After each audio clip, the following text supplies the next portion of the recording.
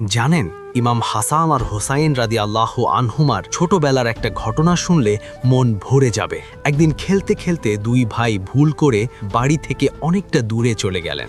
জায়গাটা ছিল একদম নির্জন। অনেকটা সময় পার হয়ে গেল, কিন্তু তারা আর বাড়ি ফিরছেন না। ওদিকে বাড়িতে মা ফাতেমা রাদিয়াল্লাহু আনহা আর নানা যান নবী করিম সাল্লাল্লাহু আলাইহি ওয়াসাল্লাম চিন্তায় অস্থির হয়ে পড়লেন। ঠিক তখনই হযরত জিবরাইল আলাইহিস সালাম এসে নবীজিকে খবর দিলেন। নবীজি আর দেরি না করলে ছুটে গেলেন সেই জঙ্গলের দিকে।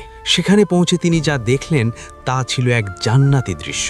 দেখলেন দুই ভাই নিশ্চিন্তে মাটির উপর ঘুমাচ্ছেন, আর রোদের তাপ যেন তাদের গায়ে না লাগে তাই এক বিশাল ফেরেশতা নিজের ডানা মেলে তাদের উপর ছায়া দিয়ে দাঁড়িয়ে আছেন।